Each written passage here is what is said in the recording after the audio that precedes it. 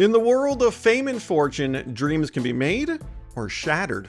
Welcome to Watch Mojo, and today we're zeroing in on times people's lives were ruined. And we're starting with television's trail of destruction.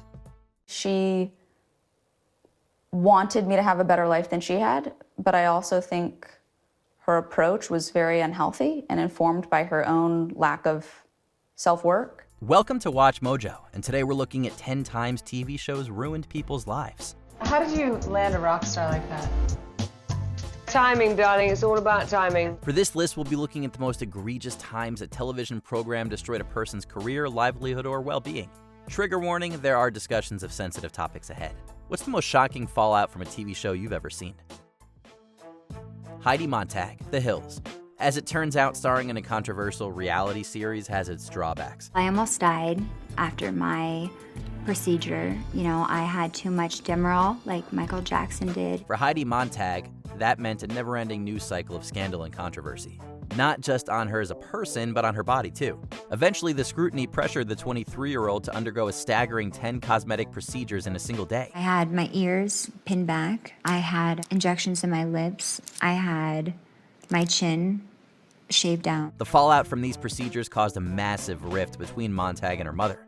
This comes after Montag's mean girl persona on the show had already cost her the relationship with her best friend. With all that being said, it's no surprise to hear that Montag doesn't have many nice things to say about her time on The Hills. The industry in general has wanted to outcast me and make me negative. Constance Wu, fresh off the boat. In a single ill-advised tweet, Constance Wu rocked the boat in all the wrong ways.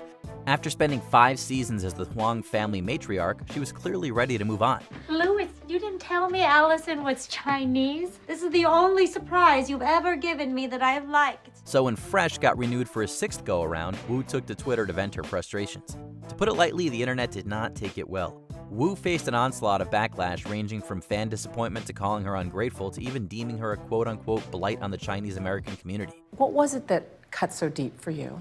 She basically said I had become a blight on the Asian American community. Unable to cope, Wu attempted to take her own life back in 2019. Luckily, she has since prioritized her mental health and has slowly begun to step back into the limelight. Charles O'Mani, The Real Housewives of D.C. As a well-respected photojournalist, Charles O'Mani spent most of his career behind the camera rather than in front of it. His wife, Kat, though, she was a different story. I'm here for a good time, not a long time. Kat allegedly convinced him to star in the DC spinoff of Real Housewives. Suddenly, it wasn't just Charles O'Mani's work making the news. I moved out to Washington to join my childhood sweetheart. It was reports on the latest episodes, editorials on he and Kat's divorce, and his wife's rumored fling with Prince Harry. Just like that, O'Mani lost his anonymity, and with it, the chance of being an effective journalist, at least in Washington. Here's our day in the office. Cool. To this day, the now-divorced photographer still credits the show as his biggest regret. And I know you're so humble and modest about your work, but I'm not. Carly Red, Love and Hip Hop Atlanta. On paper, starring in a hit reality franchise screams breakout role, but in this case, it did the exact opposite. Carly Red's scene-stealing work in Love and Hip Hop typecast her as anything but a serious actress. You weren't doing this the day that I asked her the question. Right, okay. Bitch, because I had to go home and think about what question that you asked me, because I didn't see one. You had to go home and think about it. It's doubly ironic since, by her own account, Red only joined the show in the first place to get her foot in the door. And yet, since then, she's struggled to command respect from certain directors and casting agents. At this point, Red's even resorted to auditioning under a pseudonym. I'm sorry, what? You blaming me for this? While her acting career is far from flatlining, you can't help but wonder what could have been had she never joined Love and Hip Hop. Margaret Cho, All-American Girl. On one hand, this groundbreaking sitcom marked one of the very first primetime series to focus on an Asian American family. You cannot wear that for a traditional boy. Fine, what do you want me to wear? On the other, it's also perpetuated many harmful and flat-out offensive stereotypes. By Cho's recollection, the network flip-flopped on whether she was too Asian or too overweight. Is that all you're eating? Yeah, I'm on a diet. You don't need to lose weight. Maybe you're right. Although All-American Girl only lasted 1 short season, Cho developed alcohol and substance use disorder, which would persist for much longer. But for a lot of conservative Koreans, it was really treacherous. It took years to overcome, but soon enough, she would regain ownership of her career. Nowadays, she's rightfully taken her place among the best comedic talents of the generation. Hasta la vista, baby. Charles Rocket and the rest of the cast, Saturday Night Live. Change is hard, especially in Hollywood. So when NBC retooled this live show with a brand spanking new cast, you could say there was some trepidation, especially for Charles Rocket, who was pitched as a mashup of Bill Murray and Chevy Chase. Underground, Manhattan, New York City, and we're in the subways with our host, Charlene Tilton. Despite some worthwhile segments here and there, audiences agreed that this updated cast simply couldn't hold a candle to the original. Charles Rocket with Charlene Tilton in New York. In the subways, we'll see you again some other time. Ratings fell to worrying lows, and when Rocket let an F-bomb slip on air, he and most of the new cast were finally kicked to the curb. Charlie, how are you feeling now after you've been shot? Oh man, it's the first time I've ever been shot in my life. I'd like to know who did it. That blunder never truly left Rocket's image. He mainly popped up in bit parts or supporting roles until he tragically took his own life in 2005. Kelly McGee, Extreme Makeover.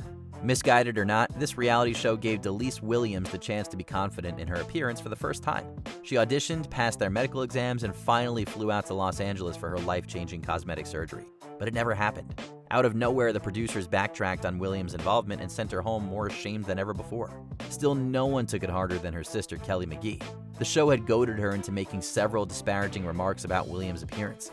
Despite the circumstances, McGee was never able to overcome the crippling guilt and later died of an overdose in 2004. Williams raised the 2 children she left behind. Dick York, Bewitched. Long before he took up the mantle of Darren Stevens, actor Dick York suffered a debilitating back injury from the film They Came to Cordora. For several years, Bewitched accommodated his limitations with clever blocking and frequent rewrites. You're a what? I'm a witch. But unfortunately, all it did was prove that York wasn't cut out to be a leading man anymore. After he collapsed on set during season 5, York left the show for good to focus on his recovery. It took a battle with opioid use disorder, but eventually he tried to stage a comeback. Alas, his career had already fizzled. I have yet to see a table lighter that works. Just once, I would like to see.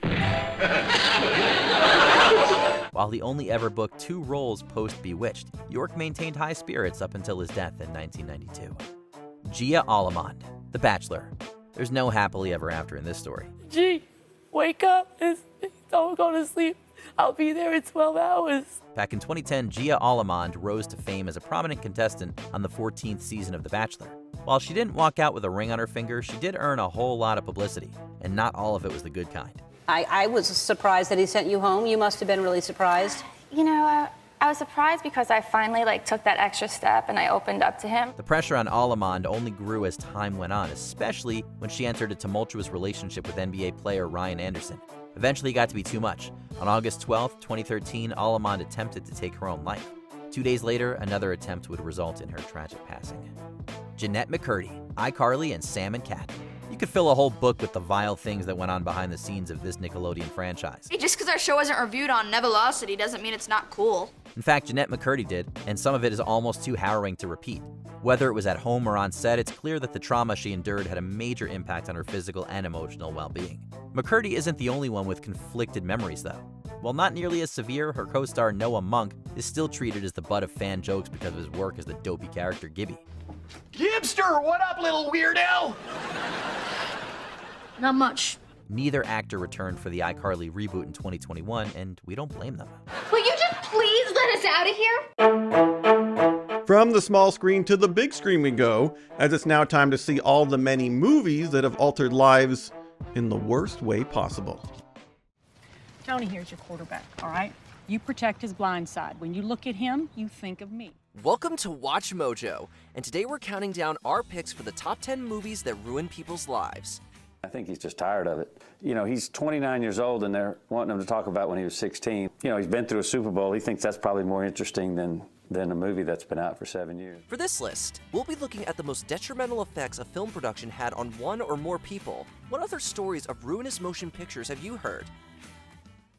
Number 10, Sideways, Merlot Growers. If they want to drink Merlot, we're drinking Merlot. No, if anybody orders Merlot, I'm leaving. Alexander Payne's dramedy about 2 wine connoisseurs touring Santa Barbara County had a surprising ripple effect. Audiences seem to have been paying close attention to the wine preferences of Paul Giamatti's character, Miles. Why are you so into Pinot?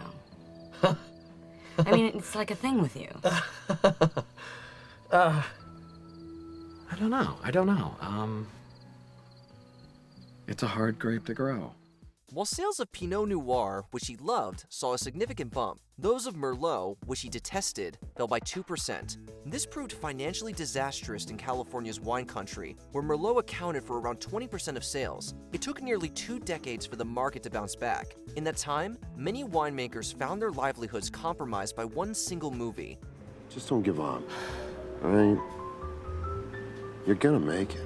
Half my life is over, and I have nothing to show for it. Nothing. Sideways may be widely acclaimed, but it doesn't have as many fans in the wine industry as you'd think. Number 9. The Goonies. Sandy Preston.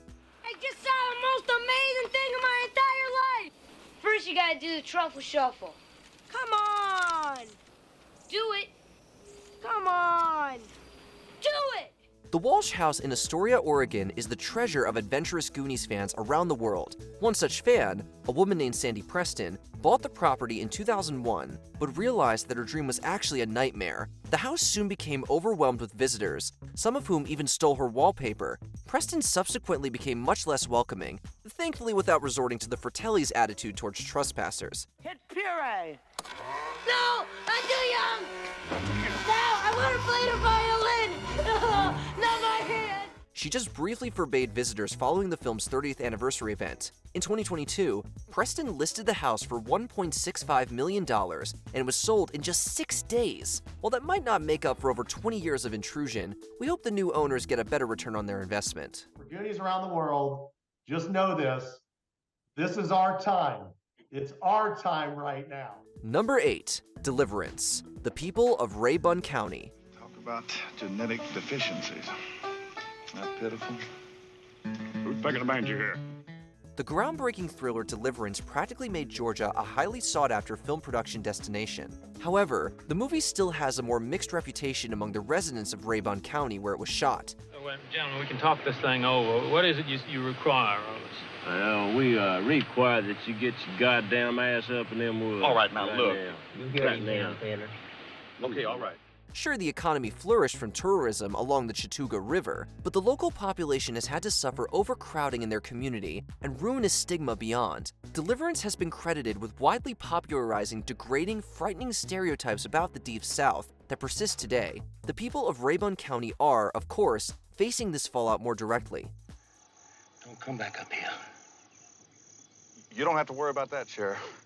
Banjo boy Billy Redden may still encourage his community to embrace their place in film history. For many of his neighbors, though, that's not worth decades of negative perceptions. Can you play the banjo for us? Nope. You can't play it at all? Nope. Number 7. The Blind Side. Michael Orr. For every fan of the sports biopic The Blind Side, there's a critic of its questionable racial representation. One of them is Michael Orr himself, whose life the film is based on. And I promise that I will be at every game cheering for you. Every game? Every game. The former NFL lineman felt that the movie belittled his intelligence and agency in his athletic career. He also alleged that this negatively affected his status on the field. When I could have dropped out in 6th, 7th grade, man. And when somebody else get that credit, yeah, it pisses you off. It pissed me off. Orr tried to set the record straight with an autobiography that elaborated on his disappointment in The Blind Side and its offensive liberties, but by then, the damage was seemingly already done. It's really, really sad. I think you just found something to write about, Michael. Just goes to show that even an underdog story with the best of intentions can apparently blindside its subject. Number 6. The Conjuring. Gerald Helfrich and Norma Sutcliffe. Wanna play hide and clap? The Perrin family may have dealt with supernatural intruders in 1971, but Gerald Helfrich and Norma Sutcliffe were later haunted by many physical ones.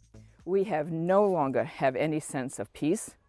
No privacy is totally gone. Ed and Lorraine Warren's paranormal investigation in the Perrin's farmhouse was the basis for the 2013 smash hit, The Conjuring. This launched a film franchise and horror fan pilgrimages to the Rhode Island plot, then owned by Helfrich and Sutcliffe. The couple not only dealt with trespassers, but vandalism and threats of violence. Naming some 500 incidents, they sued the film's producers for damages in 2015. It is harassment, stalking, And that's how it comes across to us. 4 years later, Helfrich and Sutcliffe finally sold the house to paranormal investigators who converted it into a museum. The nightmare was over, with the family driven out of their home of 32 years. Number 5. Erin Brockovich. Erin Brockovich. What can I do for you, Erin? Well, believe it or not, I'm on the prowl for some water records. You come to the right place. I guess I did. Single mother and paralegal Erin Brockovich saved a lot of lives by exposing groundwater contamination in Hinckley, California. The Julia Roberts-led film about her crusade was a massive success and made Brockovich a celebrity environmental activist. This newfound status, however, came to be a major burden. And I could see that it was affecting my children, my relationship, my friends. I could see jealousy coming up. I could see anger. I could see frustration. I could see people's agendas. Exhausting public pressure and professional obligations frequently tore Brockovich away from her children. She even struggled to find time to support her daughter Elizabeth through struggles with substance use disorder. What happened was it became more important to earn that next paycheck. It became more important, I have to do an interview, than it was to see that I had a kid maybe in trouble. More than 20 years later, Brockovich is still fighting the good fight in the public eye. Her family is also in good health, but as tough as their lives were before they became movie stars, fame apparently didn't bring much fortune. 6. That's how old my other daughter is. 8 is the age of my son. 2 is how many times I've been married and divorced. 16 is the number of dollars I have in my bank account. 850-3943. That's my phone number. And with all the numbers I gave you, I'm guessing 0 is the number of times you're going to call. Number 4. The Message. B'nai B'rith Hostages. Mohammed, when I hunt the desert at night, I know God is not kept in the house. By the 1970s, misrepresentation of Islam was becoming widespread in Western media. Syrian-American filmmaker Mustafa Akkad responded with an epic dramatization of the religion's founding. The Prophet has seen you. You're not to rope or drag the prisoners. They have roped us. Cut them loose. The message was both critically acclaimed and controversial. Though Akkad was careful to avoid directly depicting the Prophet Muhammad, the extremist Hanafi movement mistakenly believed that Hollywood star Anthony Quinn was cast in the part. They retaliated with an armed siege of the Washington, D.C. chapter of the Jewish service group, B'nai B'rith. This resulted in the message being temporarily pulled from theaters and failing at the box office. Worse, the hostage crisis ended in the loss of 2 lives and unimaginable trauma. Even today, the horror of it all still causes me feelings of pain and anxiety. Despite Akkad's noble intentions, this tragedy shows the consequences of any movie's message being misconstrued. Number 3. Le Mans. David Piper. This isn't just 1,000 to 1 shot. This is a professional blood sport, and it can happen to you. And then it can happen to you again. As an avid motorsports enthusiast, Steve McQueen was heavily invested in the production of his 1971 film about the racing tournament 24 Hours of Le Mans. The project was plagued by multiple difficulties and eventually bombed at the box office, with polarized reviews. This was by no means its only tragedy. Veteran driver David Piper participated in one of the racing sequences and crashed his signature Porsche 917 in the process. The resulting injuries were so severe that one of his legs had to be partly amputated. When people risk their lives, shouldn't it be for something very important? Well, it better be. Piper would go on to race again years later, but what should have been a small movie part essentially turned out to be a life-threatening tragedy. Darling, does it really matter? Yes, it does. But you're going to quit anyway. Yep. But not this way. Number 2. War Games. Aaron Swartz. Wouldn't you prefer a good game of chess? Later. Let's play. Global thermonuclear war. The dangers of computer hacking went mainstream with the 80s cult classic War Games. It even influenced the United States Computer Fraud and Abuse Act. The punitive measures the bill outlines might not be unreasonable for a hacker who nearly triggers a nuclear war. Alas, its broad definition of unauthorized computer access meant tragedy for internet activist Aaron Swartz. I mean, what do you believe needs to be done to modernize that law? Well, at the moment, that law makes it a felony for you to give your password to HBO to a friend.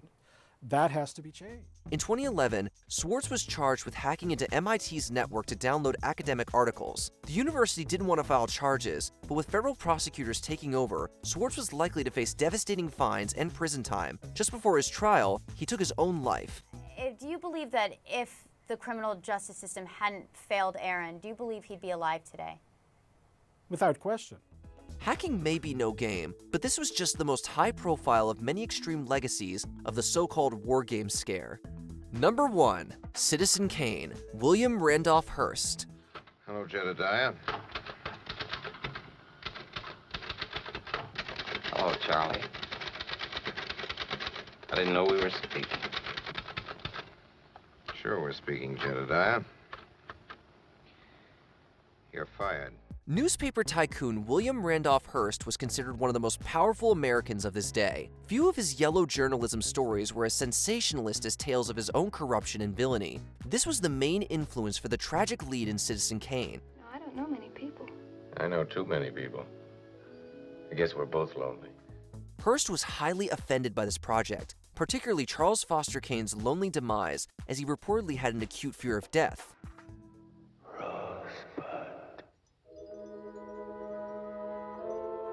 Despite his best efforts to suppress its release, Citizen Kane has become recognized as one of the greatest films ever made. Just as its source feared, the high society's secret about his true character had been published. Hearst lived the rest of his life in luxury, but Citizen Kane sealed a negative spin on his fate and legacy. You know, Mr. Bernstein, if I hadn't been very rich, I might have been a really great man. Okay, what's that saying again? There's no such thing as bad publicity? Well, that might not be exactly true, because as we're about to see, sometimes just one little interview can ruin everything. You continue to trash her. Okay, I'm done with this. No. Sorry, no. Welcome to Watch Mojo, and today we're counting down our picks for famous folks who severely damaged their reputations for a time after scandalous behavior in a single interview, even if they have since bounced back. Yes or no? Did you ever take banned substances to enhance your cycling performance? Yes. Number 20, Joaquin Phoenix. Today, Joaquin Phoenix is a multi-time Oscar nominee and winner, but in 2009, his career was in a very different realm after appearing on The Late Show with David Letterman. Is there something wrong? I can't be the first one to make you feel weird about it. No, I guess not. Wearing sunglasses and a big bushy beard, Phoenix mumbled awkwardly through the discussion, causing the host to take verbal shots at him. What can you tell us about your days with the Unabomber? While this turned out to be a spoof for his mockumentary, I'm Still Here, the media genuinely believed Phoenix was having a breakdown, and producers stayed away from him. But you're not going to act anymore? No. Huh. Why is that? I don't know. The actor admitted in a later interview that the quality of scripts sent to entice him had vastly dropped after the stunt. It took several critically acclaimed projects to put Phoenix's career back on track. Thank you for letting me come on the show. Yes, well, we've been dying to have you back a year and a half. Number 19, Belle Gibson. Are you prepared to tell the truth today?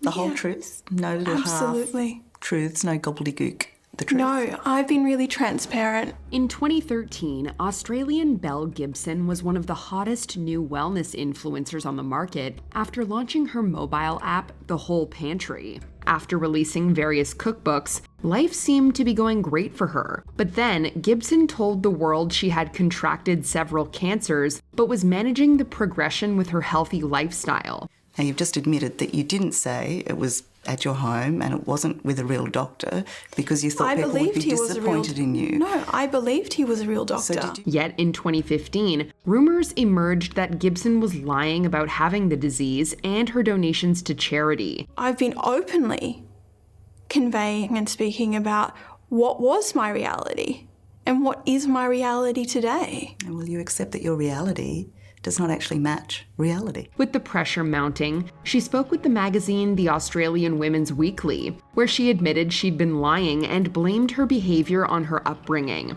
This tanked her career in an instant. In 2017, Gibson was fined $410,000 for her deceptions. Despite being given a 4-month deadline, you're still alive. Yeah. Was that an indicator to you that you didn't have brain cancer? It wasn't an indicator. Number 18, Alex Pettyfer. If you're a blossoming actor in Hollywood, it's not a great idea to slam the city where you make a living. But that's what England's Alex Pettyfer did in 2011. After making his name in I Am Number 4 and Stormbreaker, the actor's career appeared to be going swell. Then, Pettyfer spoke to V-Man for an article. Within it, he slated Los Angeles in an expletive-filled interview. Among many, many insults, he called the city a, quote, insidious pool and socially, quote, disgusting, slated the women living there, and described an acting career like being in prison. Yikes. This, on top of a reputation as being difficult to work with, caused Pettyfer's career to stagnate as big-budget productions looked elsewhere for talent. Number 17, Tom Cruise.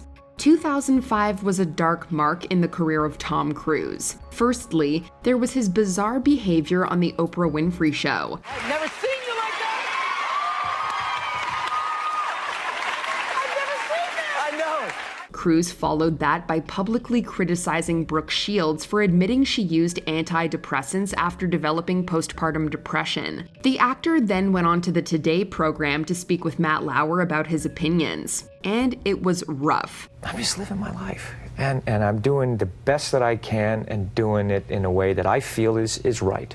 An erratic Cruise doubled down on his anti-psychiatry views, calling it a, quote, pseudoscience.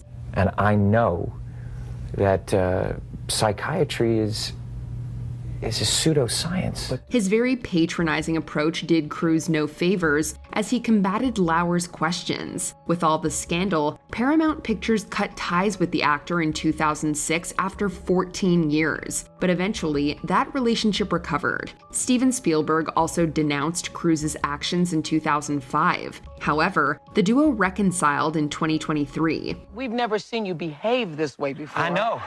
Have you ever felt this way before? Number 16, Piers Morgan. By 2014, thanks to poor ratings, Piers Morgan's reign on CNN was ending. In his final days, he interviewed comedian Chelsea Handler, and she wrecked him. Handler slated his lack of attention and called him a, quote, terrible interviewer. I mean, you can't even pay attention for 60 seconds.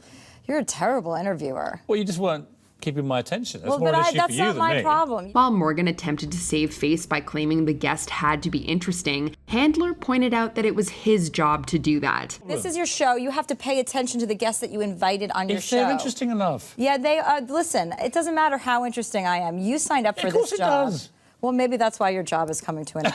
With his US reputation in shambles, Morgan returned to the UK and joined Good Morning Britain. This is a 2-hour trash-a-thon of our royal family. But after he went off on a rant about Meghan Markle disclosing her mental health struggles, he was called out by fellow presenter Alex Beresford, causing Morgan to walk off. But yet you continue to trash her. Okay, I'm done with this. No. Sorry, no. Sorry. So, do you know what? That's pathetic. You can trash me, maybe not my own No. stuff. See you later. Later, he resigned from the show and has struggled for relevance since. Absolutely diabolical behavior. Number 15, Liam Neeson. This interview had social media bursting at the seams with comments for and against the Irish actor. While promoting one of his movies, Neeson opened up in an interview about the time one of his close friends was sexually assaulted by a black man. To get rid of this, and I'm not racist.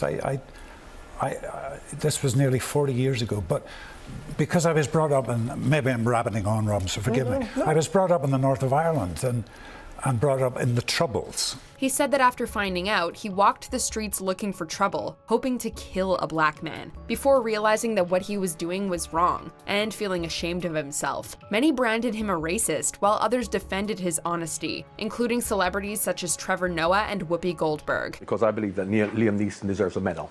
and I'll tell you why. It may not have destroyed his career, but it certainly put a fork in the road of his likability. Number 14, John Mayer. At one point, John Mayer had the reputation of a quality musician who was seemingly going to reach legendary status one day. But then he spoke to Playboy magazine in 2010 and destroyed that possibility. He is giving this interview to Playboy magazine. He wants to be provocative, and he tried a little too hard. On top of being gross about his past relationships with Jessica Simpson and Jennifer Aniston, sexually it was crazy. Mayer compared, quote, Little John to white supremacist David Duke and threw in racial slurs a couple of times. Yikes. While Mayer apologized on social media, in other interviews, and at gigs, he never reached those lofty heights again. None of his released singles have reached the top 25 on the US Billboard chart since 2010's Half of My Heart with Taylor Swift. Oh, half of my heart's got a grip on the situation. Half of my heart takes time. Number 13, Chris Harrison. For 19 years, Chris Harrison was an American icon with his work on The Bachelor and its spin-off The Bachelorette, and many more. But then, in 2021, he was interviewed by Rachel Lindsay, a former Bachelorette, for Extra. This is when his career fell off. Harrison discussed the actions of alumni Rachel Kirkconnell after photos of her at college attending a plantation-themed party came out, and liked racial posts on social media. Is it a good look in 2018 or is it not a good look in 2021? It's because not there's a a big good difference. look ever. It's hard to defend that, but Harrison did his best, even throwing in the term woke police and saying people shouldn't judge. Ew. The public backlash was massive. Lindsay quit the franchise due to her disgust at Harrison. He was suspended and later fired by The Bachelor. Antebellum parties are not okay. Past, present, future. Number 12, Paula Deen. I'm so happy to be showing y'all my new stoneware. Specializing in Southern cooking, Paula Deen seemed like a nice and kind person during her cooking show, Paula's Best Dishes. But when a lawsuit came her way in 2013, her deposition threw that assumption in the bin when she stated she used racial slurs several times and had considered a plantation-themed wedding. Yikes. As the backlash grew, Deen was interviewed on the Today Show to discuss the controversy. And it was weird. If there's anyone out there that has never said something that they wish they could take back. Painting herself as a victim of slander, she stated she wouldn't have fired herself for the fallout. But most notable was the lack of sorry from Deen, except for referring to an apology video she'd made. Afterward, more companies cut ties with Deen as she fell into obscurity. Number 11, Michael Jackson. Interviewed by Martin Bashir for a year and broadcast to the world in 2003, the documentary Living with Michael Jackson shocked viewers with a couple of massive revelations from the singer. Whoa! When I'm in my room and I'm bored or late at night, in between writing music, I play with this thing. Whoa! Firstly, Jackson spoke about the abuse he sustained at his father's hands when he grew up. But then, the Thriller performer stated that he had had sleepovers with children in his bedroom, but he emphasized that nothing untoward happened. When Gavin was there, he talked about the fact that he shares your bedroom. Yes. Can you understand why people would worry about that? Because they're ignorant. The backlash was massive from the public. This brought to life the infamous trial of the People vs. Jackson in 2005. While Jackson was acquitted on all counts, the damage done to his reputation was permanent. On top of that, he faced bankruptcy from other lawsuits before he passed away in 2009. Black people were called colored people because we come in all colors. From very white, as white as my hand, to very dark. Number 10, Lance Armstrong. Seen as a hero for facing cancer and becoming a dominant force in professional cycling, Lance Armstrong was beloved and one of the best athletes ever. But then, the rumors that he had had all his success on the back of doping began to emerge. In 2012, the United States Anti-Doping Agency stripped him of all his wins since 1998. While he denied it, Armstrong was then interviewed by Oprah Winfrey in 2013. Yes or no? Did you ever take banned substances to enhance your cycling performance? Yes. Here, the former legend told the truth and admitted his cheating, but denied allegations he had forced teammates to dope and bribed officials to hide his test results. Did you ever blood dope or use blood transfusions to enhance your cycling performance? Yes. Afterward, brands such as Nike canceled contracts with him, reportedly costing Armstrong millions of dollars. Did you ever use any other banned substances like testosterone, cortisone, or human growth hormone? Yes. Number 9, Billy Bush.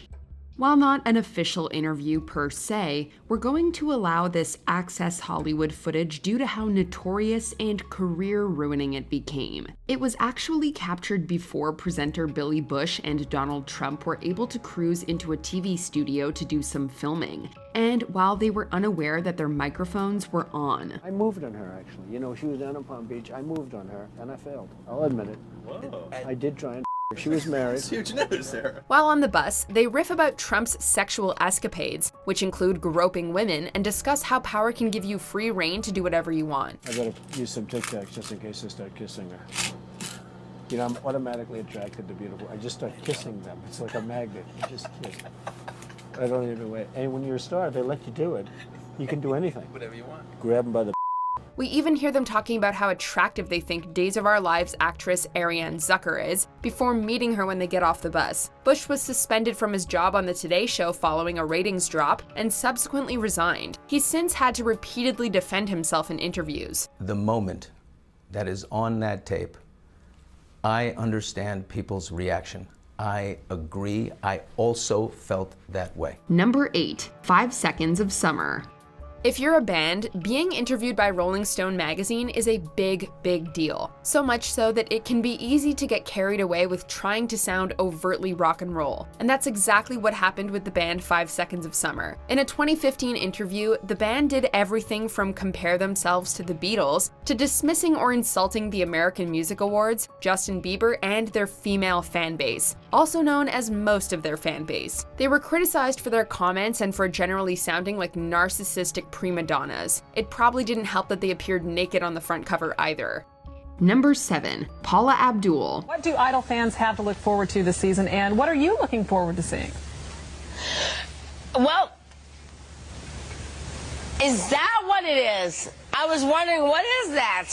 You know when you're under the influence, but you don't think you sound like you are? Well, there's a good chance that Paula Abdul knows what that feels like, at least in hindsight. In this 2007 interview, she's promoting the latest series of American Idol. While she would later dismiss the idea as lies, many viewers wondered if she'd had a few drinks or partaken in another type of stimuli. Delayed responses, bouts of laughter, this one has it all. You know what? They said, listen, any publicity is good publicity. You gotta learn to eat it up and embrace it and say, Seattle had the best delusional people. The interview went viral, becoming an inescapable part of Abdul's career. 2 years later, she left American Idol as a judge due to a dispute over wages and dropped out of the public eye for a while. Number 6, The Chainsmokers.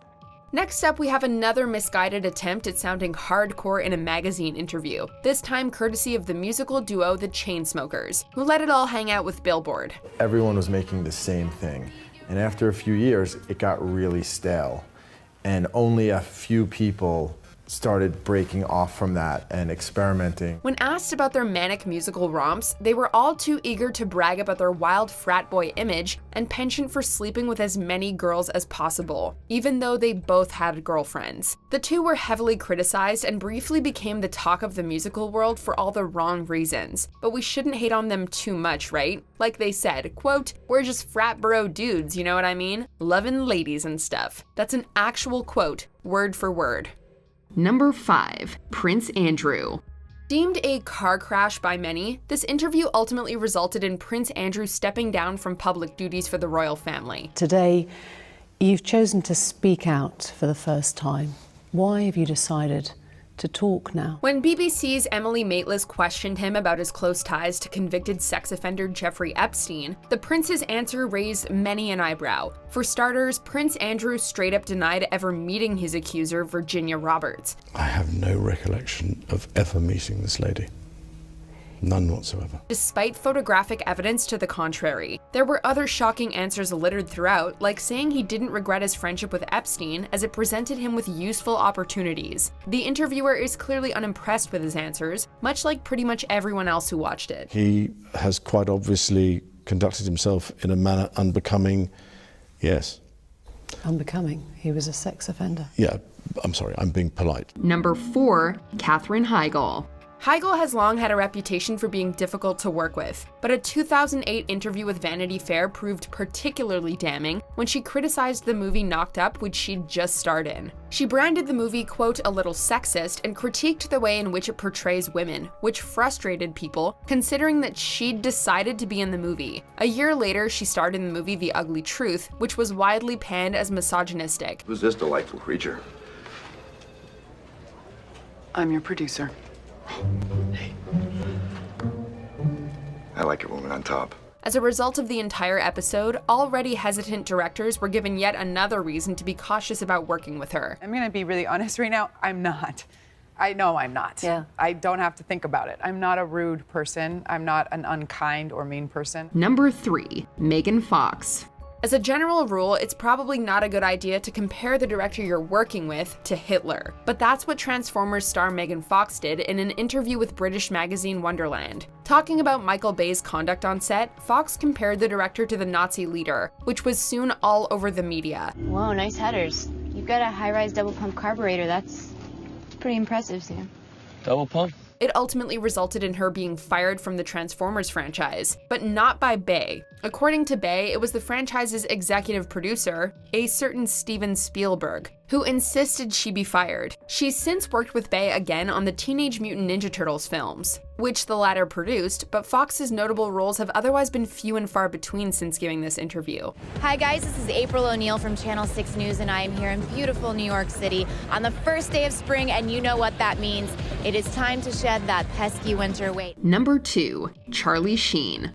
This guy has said and done some seriously shocking and controversial things in his career, but the reason he's on today's list may surprise you. The interview in question is his 2015 appearance on the Today Show, where he announced that he was HIV positive. They walked in the room and said, boom, here's what's going on. It's a hard 3 letters to absorb, you know?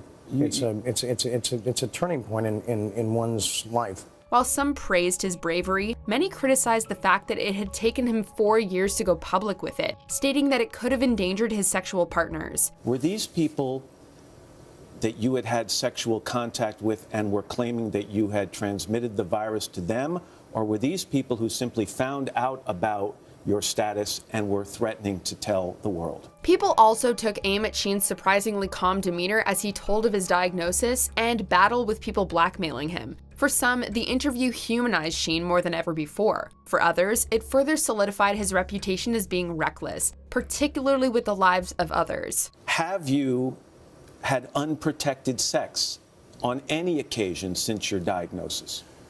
Yes, but the 2 people that I did that with were under the care of my doctor, and they were completely warned ahead of time. Number 1, R. Kelly.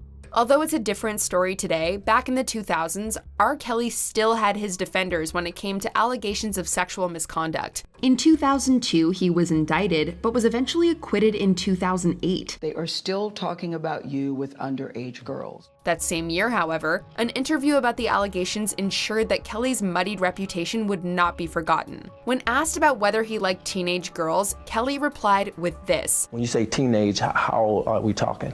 Viewers, and clearly the interviewer Torre, were shocked at Kelly's reaction, and it went on to further support the claims that he was in fact guilty. The infamous response became a critical moment in the press's depiction of him in the years to follow.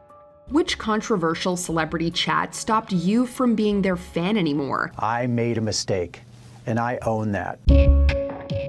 Okay, earlier we looked at movies that altered lives, but for our next list, we're focusing in on one specific genre of film: documentaries.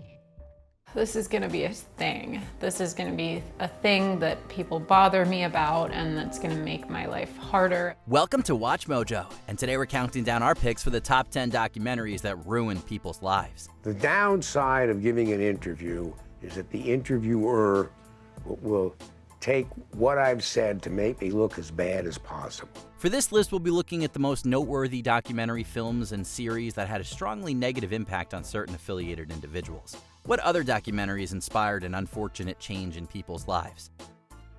Number 10, Tiger King, Carol Baskin.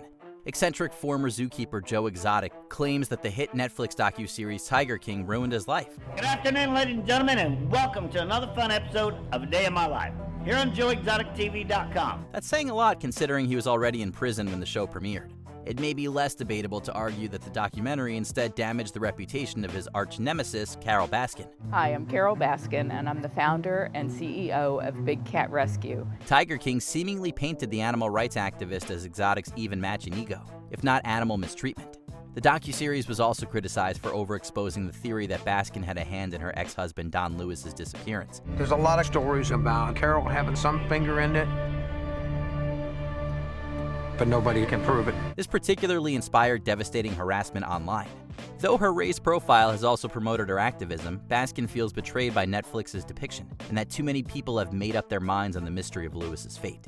The vast majority of the calls and social posts and emails that I was getting were so hateful. I couldn't leave my phone on because I couldn't sleep. It was just constantly ringing. Number 9, the case of JonBenet Ramsey, Burke Ramsey. The unsolved murder of child beauty queen JonBenet Ramsey has been followed by scandal ever since 1996. Soon, pictures of this little girl became public, igniting a media frenzy, and the eyes of the world focused on this shocking case. As if the loss and media circus weren't traumatizing enough, the Ramsey family has long dealt with theories that they were the culprits. All 3 members were eventually cleared by DNA evidence in 2008. Nonetheless, the 2016 miniseries The Case of JonBenet Ramsey still argued that the victim's older brother Burke was responsible. He seems to have gone into sort of playful mode, and the tone of it is completely off. His sister disappears in the middle of the night. She ends up dead in the basement, and he doesn't worry about himself or worry that they may come back for him. Burke promptly filed a defamation suit against CBS and some of the show's participants.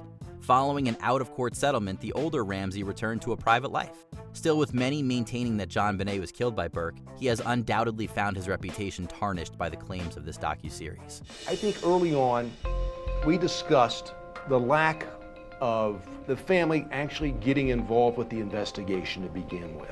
And that is so atypical of what I see in a case where someone close to you has passed away. You'll do whatever you can to get the case resolved. Number 8, The King of Kong, A Fistful of Quarters, Billy Mitchell. Seth Gordon's documentary on the feud for Donkey Kong conquest won high scores with audiences. Of course, the public attention it revived for record holder Billy Mitchell backfired. Competitive gaming, when you want to attach your name to a world record, when you want your name written into history, you have to pay the price. The King of Kong was among the sources investigated by specialists to conclude that Mitchell's scoring track record was partially attained with emulation software. This provided an undue advantage, allowing anyone to play outside of arcade machines. He was a guy that pushed for live scores all the time. And now here I am at Fun Spot, busting my ass to get a live score, and he just submits tape scores now. Mitchell's records were removed from databases and the gaming community ostracized him. In a defamation suit against his accusers, he even claimed that his doctor refused to treat his stress-related health issues. Although some of his records have since been reinstated, the King of Kong helped bring down the gamer royalty Mitchell built an entrepreneurial brand on. I'm just some no-name guy from Washington. Billy's trying to live up to this image of being the greatest ever, and so he's afraid that if he loses, that's going to tarnish him. Number 7, Making a Murderer, Ken Kratz. As district attorney for Calumet County, Wisconsin, Ken Kratz landed the famous murder convictions of Stephen Avery and Brendan Dassey in 2007. We're obviously happy with the results. We believe that a just result was reached in this trial. Controversy that these may have been wrongful convictions eventually went global with the release of the Netflix docuseries Making a Murderer. Don't let Netflix tell you what to think! Kratz's glory was short-lived anyway, as a harassment scandal had cost him his office in 2010. But after the documentary's examination of possible judicial impropriety, Kratz faced death threats and a barrage of negative Yelp reviews.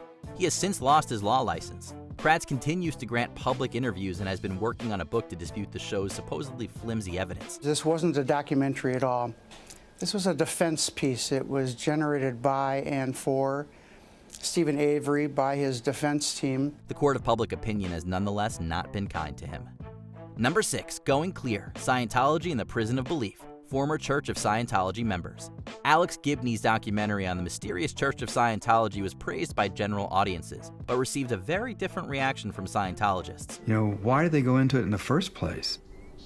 I was interested in intelligent and skeptical people who are drawn into a belief system and wind up acting on those beliefs in ways they never thought they would. Gibney has expressed remorse that many people who worked on Going Clear subsequently suffered retaliation from church officials. They take enemies very seriously. This comes right out of Hubbard's own policies from the 60s. He's saying we never defend, we always attack, and they have followed it ever since. They call it fair game, and anybody who criticizes Scientology is fair game. Former members whose interviews exposed the church's history and controversial practices got it the worst. Filmmaker Paul Haggis, journalist Tony Ortega, and others reported being surveilled. A private investigator also confessed to being hired to hack into several email accounts. These all seem to be consistent with the disturbing stories exposed throughout the documentary. Again and again, while reporting this story, we met many former members who described Scientology as a dangerous and deeply paranoid organization. For all the importance of Going Clear in religious debate, its effects extended far beyond the current Scientology congregation. Number 5, The Show About the Show, Kaveh Zahedi. Arguably the most daring project from meta filmmaker Kaveh Zahedi was The Show About the Show, in which each episode documented the making of the previous episode. What's the show? This show. What show? This show. I don't understand when you say this show. This show, like the show about the show. Released online and on Brooklyn Cable Access, the niche program turned out to be more dramatic than anyone expected. The intrusive and candid production imploded Zahedi's already rocky marriage, plus a subsequent romance. Because she keeps doing this. She keeps saying, I want to break up and I want you to move out. And then she changes her mind. I want to try and make it work. And then she says it again. I want to break up and I want you to move out. And then she changes her mind. He claims that his whole personal life has been destroyed by its own documentation. The Show About the Show wound up being a reality show that truly lives up to the genre's name. Zahedi does not regret the project, however. And I'm thinking, why the did he break the tape? I could have used that in the show. In fact, he's trying to keep it going totally independently, although he'll be the first to admit that it upended his whole world. Number 4, Overnight, Troy Duffy. Despite the very limited release of the Boondock Saints, writer-director Troy Duffy became a cult sensation. I do believe the Messiahs finally got the point. Aye. Fans got to go behind the scenes with his filmmaking and music breakout in the documentary Overnight. This showcased Duffy as an undeniable talent, but whose contentious behavior eventually led to his downfall. You tell him I'm in CAA in 6 months, then we'll start moving on this shit. Okay, my suggestion to you is that it's okay for you to say you're upset. It's not okay for you to say you're considering leaving. All right, then say I'm upset. That's fine. His antagonism towards his veteran producers ultimately led to Miramax dropping his movie, and Harvey Weinstein having him blacklisted. Sure, Overnight is a record of Duffy destroying his own life, but he claims that the documentary showed his inexcusable behavior out of context. It certainly cost him the potential salvation of public sympathy. You have changed big time, and I wouldn't say in the positive direction. Duffy has since made only one other movie, The Boondock Saints 2. Number 3, The Staircase, Michael Peterson and his family. The French docuseries Soupçon, better known as The Staircase, was groundbreaking in its intimate coverage of an infamous trial. That of American novelist Michael Peterson for the murder of his wife Kathleen. And then I can remember, and it must have been very early while I was still in the kitchen, that a cop was on me instantly. Everywhere I went, a policeman was there. After the show was released, its massive success destroyed any hope of privacy for the grieving family. Peterson's conviction was later overturned, and he eventually accepted an Alford plea for a lesser charge. So I've never doubted my dad's innocence, but it's just kind of, I don't know, a hard place to be. This allowed him to maintain his innocence over the crime. Netflix then released an update of The Staircase in 2018, inviting social media hostility on the Petersons. This was further addressed in the 2022 documentary Subject. It's still hitting me, like, that this is actually happening. Ugh, it's so gross. Whatever the truth about Kathleen Peterson's death, The Staircase succeeded in turning a family tragedy into a public inquiry. Number 2, The Square, Ahmed Hassan. Following the deposition of corrupt President Hosni Mubarak in 2011, Egypt endured years of political and civil unrest.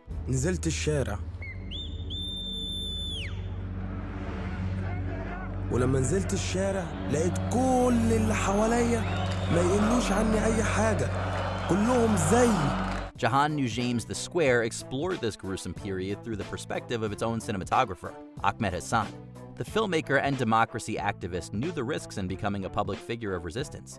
أقسمت بالله مش همشي من الميدان ولا همشي من المكان ده إلا ما تتحقق كل حاجة. While the Egyptian crisis ended in 2014, Hassan wasn't around for this. Instead, he had been exiled from Egypt, fearing retaliation from the authoritarian regime.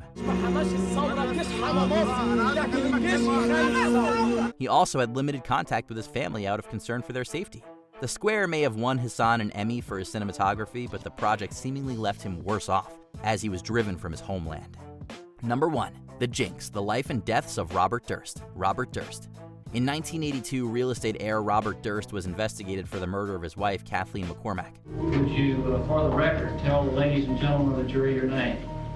Robert Durst. He was eventually brought to trial in 2003 for another murder, amidst rumors of a third. Durst refused to do interviews after his acquittal, but was so impressed by All Good Things, a movie based on his bizarre story, that he agreed to sit down with filmmaker Andrew Jarecki. I mean, this whole time since I've gotten out of prison, I've said nothing to nobody about anything. So people out there have gotten very used to the fact they can say anything you want because I'm never going to give an interview, so it's never going to be disputed. The docuseries The Jinx ended with Durst forgetting that he was still mic'd up, seemingly admitting to all 3 murders. What the hell did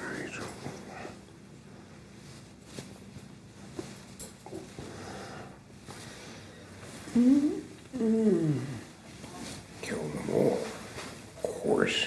This may have just been in jest, but Durst was still charged with one of the killings. He was finally convicted in 2021. While true crime documentaries may be accused of consequential biases, it's hard to argue with Durst's self-incrimination. You might think being a music star is all red carpet glamour and lavish parties, but it can also lead to scandal, heartbreak, and a whole lot of ruined lives. Is this camera on me? Yes, it's on. That's stupid! Welcome to Watch Mojo. And today we're counting down our picks for the most famous musicians who saw their careers tarnished by immoral decisions and scandals. As Gary Glitter arrived for sentencing today, gone were both the glamour and the rock. CeeLo Green. A once popular R&B singer, CeeLo Green found success both in groups and as a solo artist. His biggest songs are Crazy with Danger Mouse, which was released under their duo name, Gnarls Barkley, and of course, his solo #2 single, Forget You. And although that's pain in my chest, I still wish you the best if I forget you. But shortly after that song was released, Green was accused of sexual battery and was investigated by the LAPD. During that dinner, according to prosecutors, he slipped the woman the drug MDMA, also known as ecstasy, before accompanying her to her hotel room. He was later sentenced to 3 years probation and community service after pleading no contest to furnishing a hallucinogen. His image in the public eye took an even worse downturn when Green made some controversial remarks on Twitter regarding the former of his cases and the general issue of sexual assaults.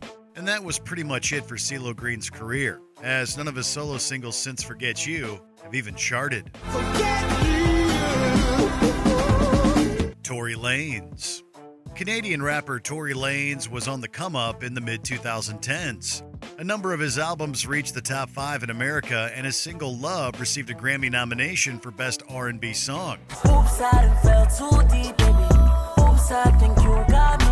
But then came the night of July 12, 2020. Lanez and Megan Thee Stallion were reportedly attending a house party when Lanez shot her in the foot. Were you afraid for your life at that time? I was really scared because I had never been shot at before. He publicly denied the claims, but was charged the following October with a number of felonies related to the possession of a firearm. He was later found guilty on 3 charges and sent to prison for 10 years. It's unclear at this juncture whether he will be deported to Canada. While he'll be free early next decade, something tells us that his career will not be able to bounce back. Pete Doherty. The world underwent a garage rock revival in the late 90s and early 2000s, spearheaded by bands like The Strokes and The Libertines. The latter saw great success in the United Kingdom with their self-titled album, which reached #1 and spawned the hit single Can't Stand Me Now. You can't stand me now. You can't stand me now. You can't stand me now. You can't stand me now. You can't stand me now. Just as they were finding success, though, frontman Pete Doherty was kicked out due to his inability to successfully treat a substance use disorder. Eventually, co-frontman Carl Barat became unwilling to continue without Doherty, and the band was dissolved at the height of their fame in 2004. Unfortunately, this lightning in a bottle isn't something you can capture twice. Fortunately, Doherty announced that he has refrained from substance use since late 2019, so there's some good news to be found. No matter how awful the circumstances, I mean, the addicted mind convinces you that, things are all right. Azalea Banks.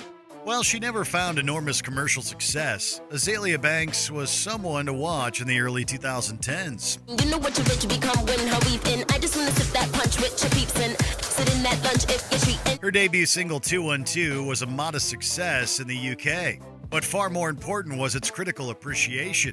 212 was met with immediate acclaim and is now heralded as one of the best songs of the decade. What you got to when I ain't there? When I ain't prepared. But Banks disappeared as soon as she arrived, with 212 being her only top 20 song due to a slew of harmful opinions.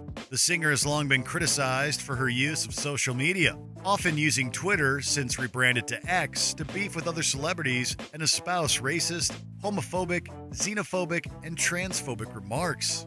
It's a lot of phobics, and they effectively derailed Banks' once promising career. May the bridges we burn light the way. Kanye West. There was a time when Kanye West was considered a genius. That time was in the 2000s and early 2010s, when the rapper was dropping GOAT albums like Late Registration and My Beautiful Dark Twisted Fantasy. No one man should have all that power. The clock's ticking, I just count the hours. And while Ye has always been a contentious celebrity whose mental health issues must also be acknowledged, things have gone from enjoyably bonkers to genuinely troubling in recent years.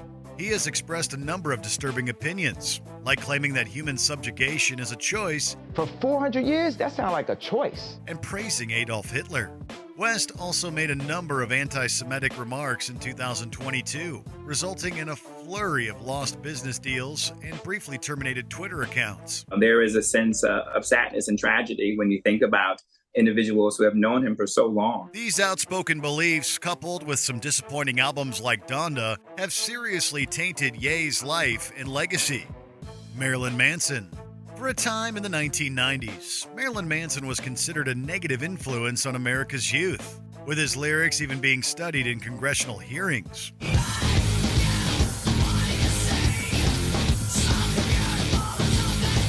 But most people saw through the act and regarded his behavior as performative art. It's better to use a curse word than to hurt somebody else, I find. Despite the controversy, Manson continued to sell records and top the charts well into the 2000s. However, he was properly canceled in the early 2020s when several women, including ex-fiancé Evan Rachel Wood, accused him of sexual and psychological abuse. Violence that begins in the home begets other violence. It's a cycle, and it bleeds into so many problems in our country and our society that we are not even aware of. Despite a career full of contention and critical prodding, it was these accusations that put Manson away for good. Maybe not behind bars, but certainly in the eyes of the public. 6ix9ine. You may know Daniel Hernandez better as 6ix9ine, the rainbow-haired, face-tatted artist behind songs like Gummo and Fifi. Draco got that kickback when I blow that, they all do track. But he is equally known for his criminal behavior and celebrity feuds. In 2015, 6ix9ine pleaded guilty to a nasty felony involving a minor and was arrested again 3 years later on charges of racketeering, among other things. He testified against other members of a street gang he was part of, resulting in a reduced sentence of just 2 years. After many assumed he would be free this week, Brooklyn rapper Tekashi 6ix9ine has been sentenced to 24 months in prison and a subsequent 5 years of supervised release. After being released from prison in April of 2020, he saw a brief resurgence with his Nicki Minaj collab, Trolls. Hi hater, bye hater. However, 6ix9ine has largely been unable to capture his pre-prison glory since then. He has also been ostracized from the hip-hop community, making a potential comeback even more unlikely. Gary Glitter. Once a glam rock icon, Gary Glitter turned heads with his dazzling public image and stage presence, which often involved platform boots and glitter suits.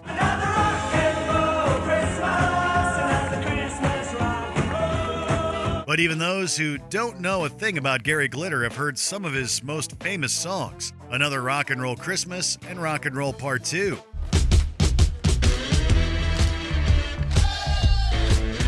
This astonishing career came to an abrupt end in the late 1990s, however, when Glitter was arrested for downloading some highly illegal material. While he was only sentenced to 4 months in prison, the scandal was enough to permanently tarnish his life and reputation. Glitter faced further charges of sexual misconduct in the 2010s, resulting in a prison sentence of 16 years. Judge Alistair McCreath told Glitter, "I've read the impact statements of all 3 victims. It is clear in their different ways they were all profoundly affected by your abuse of them." R. Kelly.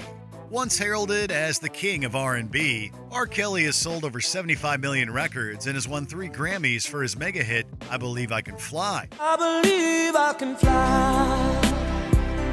I believe I can touch the sky. While Kelly was embroiled in a famous legal battle throughout the 2000s, he was eventually acquitted and his name was cleared.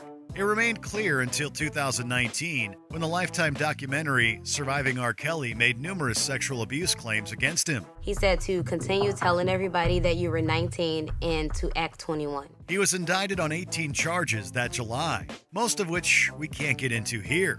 This eventually led to a prison sentence of 31 years. I never thought that I would be here to see him be held accountable for the atrocious things that he did to children. He ruined both his life and career, and we won't be seeing him again until 2045 at the earliest. Phil Spector. While not a musician per se, Phil Spector was an extremely successful songwriter and record producer.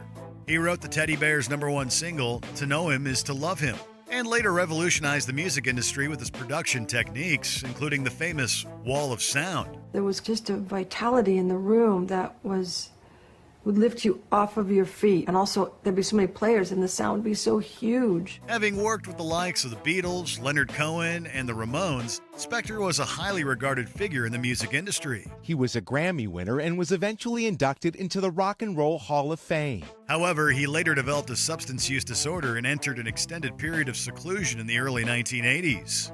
He reemerged into the public consciousness in 2003 after the murder of a woman named Lana Clarkson. Lana Clarkson's family wrote that she was a warm, compassionate, kind, loving woman who would be 58 years old now. Spector was found guilty and sentenced to prison, where he died in 2021.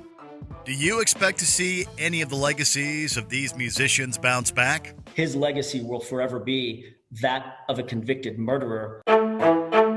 Of all the people who could ruin a child star's life, you would think their parents would be at the bottom of that list. Well, if you did think that, you'd be wrong, because as we're about to see, plenty of guardians have done the opposite of what they were supposed to.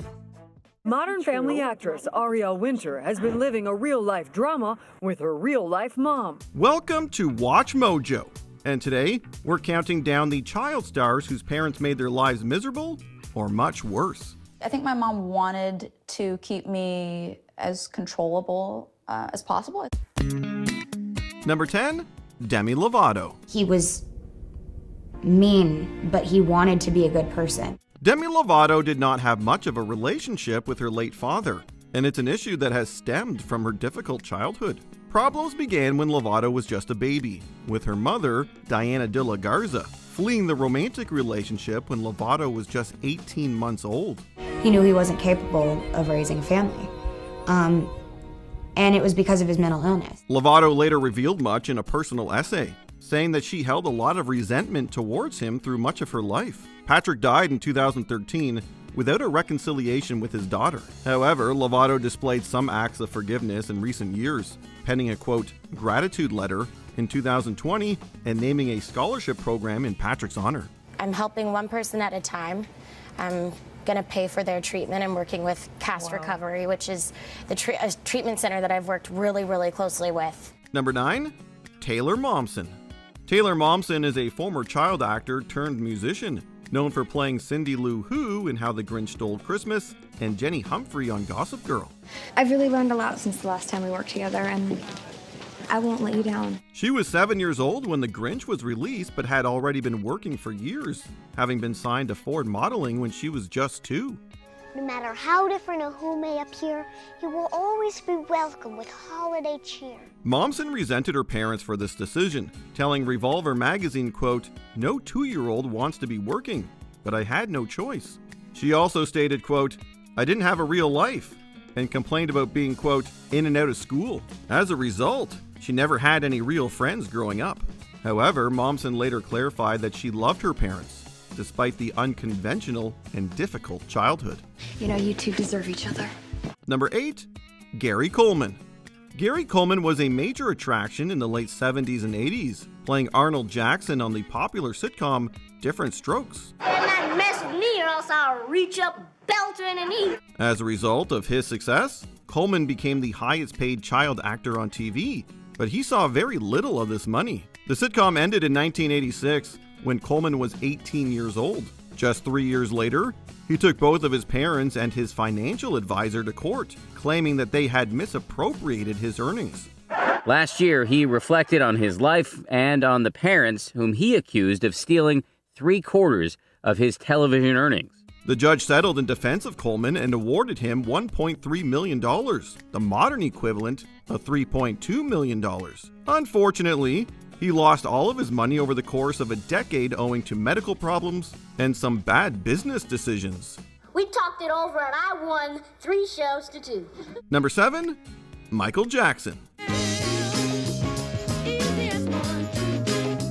When it comes to problematic parental figures, it doesn't get more infamous than Joe Jackson. The father of pop icon Michael Jackson and the patriarch of the Jackson dynasty was a deeply controlling manager. My father means well. I think he means well and wants nothing but the best for his kids. I just think that the way he went about certain things wasn't the best way. The truth about Jackson's behavior began to emerge in the late 80s and early 90s, with Michael revealing uncomfortable truths in a 1993 interview with Oprah. According to him, Joe was both physically and mentally abusive, often overworking his children and whipping them with a belt as a form of punishment. Joe admitted to whipping the children, claiming that such punishment was common at the time. He used me as the example. It was like, do it like Michael. You know, and he practiced us with a belt in his hand. Number 6, Shirley Temple. Some child stars break through the cute novelty to become genuine cultural figures, and Shirley Temple was undeniably one of them. Say, we better call up your mother before she starts to worry about you. She won't worry, as long as I'm with you. Temple began acting with educational pictures at just 4 years old, after she was spotted by a casting director at a dance school. Temple described her early roles as, quote, a cynical exploitation of childish innocence, and reported instances of on-set mistreatment, like locking children in windowless sound booths. Are you sure you can get along without me? I'll try. Temple retired in 1949 at the age of 21. By that time, she had earned $3.2 million, the modern equivalent of $41 million. However, she only received $44,000, as her father George had refused to put her money in a court-ordered trust and kept it for himself. Daddy, I know you by heart. You're inside my heart. Number 5, Judy Garland. You may know Frances Gumm better as Judy Garland, the multi-talented performer who stunned on stages, behind microphones, and in front of cameras. Garland was so renowned as a young performer that she received the Cecil B. DeMille Award for Lifetime Achievement at just 39. Clang, clang, clang went the trolley. Ding, ding, ding went the bell. Zing, zing, zing went my heartstrings. From the moment I saw him, I fell. But Garland led a very troubled and tragic life. Her mother, Ethel, was very involved in her career and worked as her manager. In Garland's own words, quote, "Mother decided we had to be stars. She started to drag us to any place someone important might see us. It worked, but at what cost?" I think I must have chewed my lips off, wondering if he was going to come staggering back on again. I've never been so frightened. My knees were shaking all the time.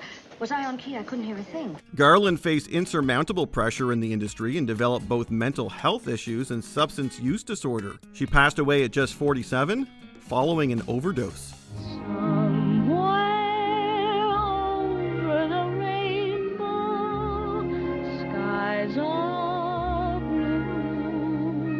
Number 4, Aaron Carter.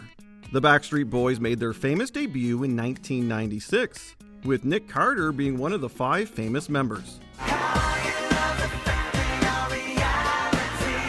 The success of this band eventually helped Carter's younger brother Aaron to enter showbiz, and he also became popular. But according to Carter, his parents often exploited him for money. Over the years, Aaron dealing with bankruptcy and family strife.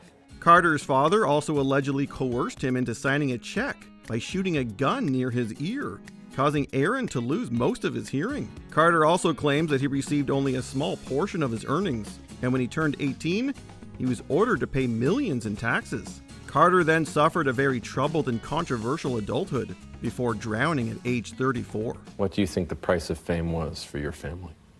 Self-destructing. Like a tornado just came through our house. Number 3, Ariel Winter. Ariel Winter became a household name playing Alex Dunphy on the wickedly popular TV comedy Modern Family. Your mom just feels like it's unlike you to walk away from something. At least I could walk away. My tent mate nail-gunned her foot to the floor.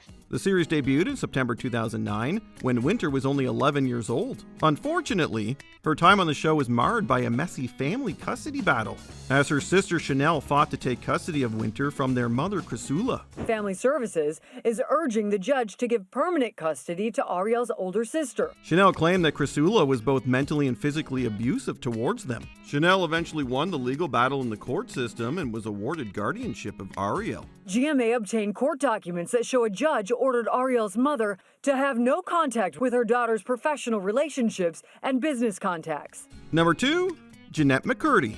What are you sorry for? For saying you're aggressive. Oh, and what am I again? Pretty and sweet. Thank you. In 2022, former Nickelodeon star Jeanette McCurdy released a memoir titled I'm Glad My Mom Died, which should tell you all you need to know. The book received praise from critics about its raw vulnerability and emotional power. You pull back the curtain on child stardom. It is not a pretty picture. Not as I see it, no. McCurdy was candid about the physical and emotional abuse that she suffered at the hands of her mother and claims that she was under constant stress owing to her erratic behavior. McCurdy also reveals that she was financially manipulated and that she developed disordered eating when her mother began controlling her diet. Her approach was very unhealthy and informed by her own lack of self-work, and she lived vicariously through me. Number 1, Macaulay Culkin. Macaulay Culkin was one of the most popular child actors in movie history and the first to cross the $1 million salary mark. But despite the fame and riches, Culkin's early life was not easy. You're the only one acting up. Now get upstairs. He was managed by his father, Kit, who used to work on Broadway. Culkin claims that his father was jealous of his success and that he was both physically and mentally abusive towards him. I never chose the projects. They were like my parents, essentially chose them for me. Culkin also took his parents to court when he was a teenager to prevent them from managing his multi-million-dollar earnings. His childhood experiences drove a permanent wedge between Culkin and his father, and they have remained estranged ever since. That's pretty much what, if you, not going to give any advice to any people about, you should put your kid into this line of work. Did you already know about any of these distressing stories? I'm sorry, Dad, for feeling this. I can't believe I'm saying it. All right, well, that's going to do it for this look at times people's lives were unfortunately ruined. I've been Matt from Watch Mojo, and I'll see you next time.